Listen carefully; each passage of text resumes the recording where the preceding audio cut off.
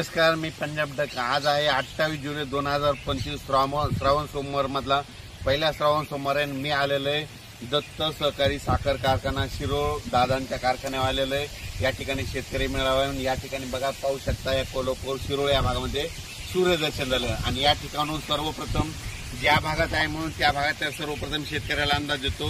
तुमच्या कोल्हापूर जिल्हा, सातारा जिल्हा, सांगली जिल्हा या भागामध्ये आणखी 2-3 दिवस थोडं सरी चालू राहतील। पण तुम्हाला सांगतो की तुम्ही काय करा, 8 तारखेपर्यंत 8 जुलै 8 ऑगस्ट पर्यंत तुम्ही काय करा, ऊसाला खत घेऊन टाकून घ्या, शेतीचे कामं करून घ्या। कारण की 8 ऑगस्टच्या नंतर म्हणजे 9 ऑगस्टला कोल्हापूर जिल्हा, सातारा जिल्हा, सांगली जिल्हा, धाराशिव जिल्हा, लातूर जिल्हा, बीड जिल्हा, परभणी जिल्हा, नांदेड जिल्हा, यवतमाळ जिल्हा या भागामध्ये 9 ऑगस्ट पासून पाऊस सुरू होणार आहे। म्हणून हा अंदाज लक्षात द्यायचा। आणि योगायोगाने कोल्हापूरमध्ये या ठिकाणी शेतकरी मेळावा आलोय, त्या कारखान्यावर शेतकरी मेळावा म्हणून या सर्वप्रथम कोल्हापूरवाल्याला सांगू इच्छितो, तुम्ही 8 ऑगस्ट पर्यंत शेतीचे कामं करून घ्या। 9 ऑगस्ट पासून तुमच्या दक्षिण महाराष्ट्राकडून म्हणजे कोल्हापूरकडून पावसाला सुरुवात होणार आहे। म्हणून हे अंदाज लक्षात घ्यायचा। साहेब, आमच्या विदर्भात आणि मराठवाड्यामधली काय परिस्थिती राहील?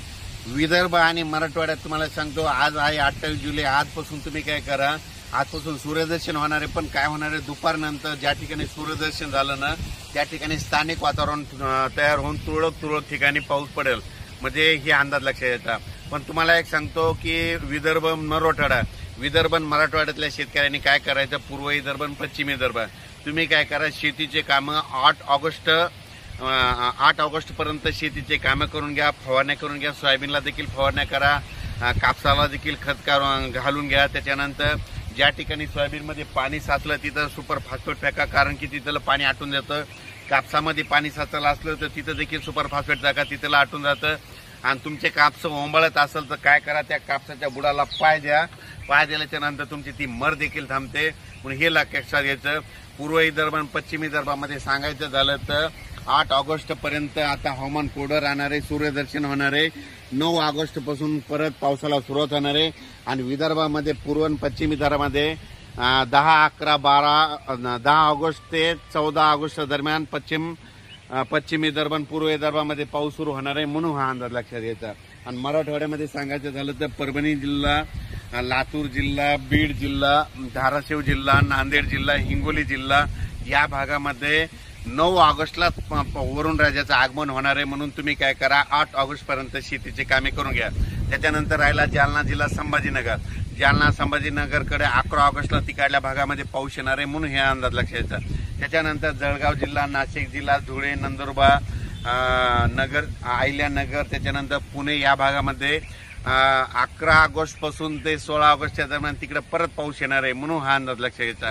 म्हणजे सांगायचं झालं तर 9 ऑगस्टला सुरुवात होणार आहे। मी आता योगायोगाने कोल्हापूरला दत्त कारखान्यावर 9 ऑगस्टला सुरुवात होणार आहे। कोल्हापूर, सातारा, सांगली, सोलापूर जिल्हा, धाराशिव जिल्हा, लातूर जिल्हा, नांदेड जिल्हा, हिंगोली जिल्हा, यवतमाळ जिल्हा, परभणी जिल्हा, बीड जिल्हा या भागामध्ये 9 ऑगस्ट पासूनच पावसाला सुरुवात होणार आहे।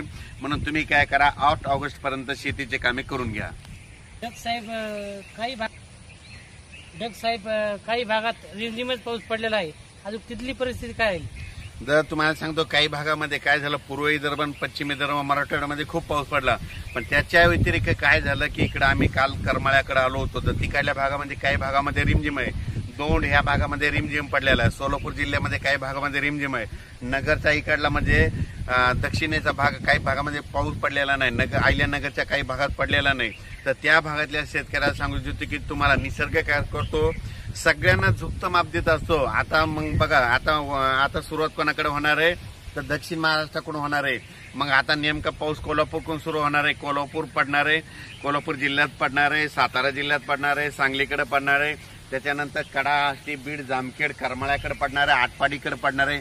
आटपाडी एक पाऊस नसतो तर आता आटपाडीच्या शेतकऱ्यासाठी, आटपाडी तालुक्याच्या शेतकऱ्यासाठी आनंदाची बातमी तुमच्या देखील लगेच 9 ऑगस्ट नंतर तुम्हाला चांगला पाऊस सुरू होणार आहे। म्हणून हा अंदाज लक्षात घ्यायचा। आणि राज्यात उर्वरित भागात जिथं पाऊस नाही पडला ना तिथं आता हे म्हणजे 9 ऑगस्ट ते 16 ऑगस्टच्या दरम्यान तुमच्या भागामध्ये पाऊस पडून जाईल. पण तुम्ही काय करा, तोपर्यंत 8 ऑगस्ट पर्यंत शेतीचे कामे करून घ्या, कारण की राज्यामध्ये आणखीन 10-12 दिवस तुम्हाला शेतीचे कामे करण्यासाठी वेळ भरपूर आहे. अचानक वातावरणात बदल झाला तर लगेच एक मेसेज दिला जाईल, पण राज्यात मात्र आज